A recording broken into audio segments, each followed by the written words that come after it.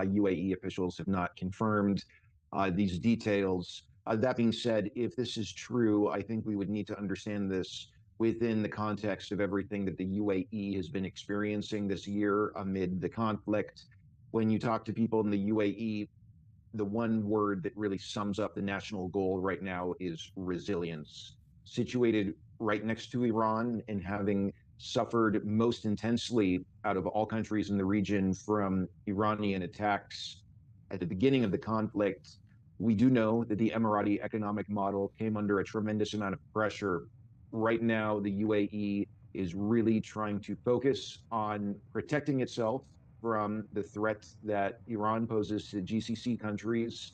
And I think also the leadership in the UAE understands that there's a tremendous amount of uncertainty. We do not know the trajectory of US foreign policy in relation to this crisis. And so I think, in short, the UAE is employing a foreign policy toward Iran that leaves open the door to cooperation down the road, trying to see to it that the UAE can continue to be relatively spared from Iranian attacks in this upcoming period. After facing these Iranian attacks, does the UAE still believe that the United States can protect it?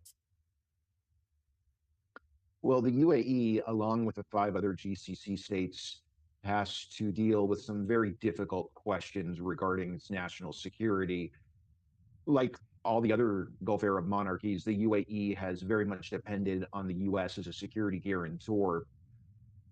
Obviously, we've seen throughout this year the serious shortcomings of the American security umbrella, and there are, you know, many serious conversations in the Gulf right now in which people are talking about diversifying relations, security relations away from Washington to become much more autonomous from the United States and other countries, Turkey, Ukraine, France, China, Pakistan. These are powers that GCC states are trying to turn to become more autonomous from the US within this grander diversification agenda.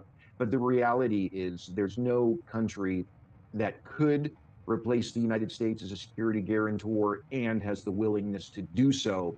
So I think the UAE is going to definitely continue doubling down on its close relationship with the US, as well as its strengthening relationship with Israel. But the UAE is definitely trying to diversify its security partnerships as much as possible. Well, Giorgio, let's take this report and apply it to the Strait of Hormuz if we can, because there is concern that if Iran and Oman do set up some sort of a deal for arrangement with voluntary fees for the Strait of Hormuz, then basically countries are going to have to pay Iran those fees just for safe passage. Could we apply one to the other? Is this a likely outcome as Iran tries to assert its legitimacy over this international waterway? Well, to be sure, the GCC states don't like the idea of effective Iranian control over the Strait of Hormuz and the idea of either fees or tolls being charged.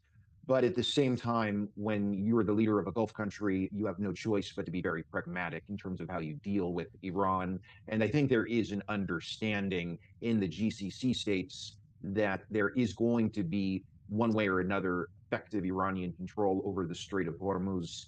And this is sort of becoming a fact of life that's a consequence of the war that the US and Israel chose to wage on Iran in late February. And these countries in the GCC, certainly including the UAE, are going to try to navigate these new realities to the best of their ability. But there's no doubt that they now have to deal with an Iran that's increasingly emboldened and more confident. Giorgio Cafiero, some great perspective on how we're seeing the Gulf states play this balancing act right now. Appreciate you joining us on I-24 News. Good to be with you. Thanks so much. Well, Israel and Iran may be enemies today, but members of the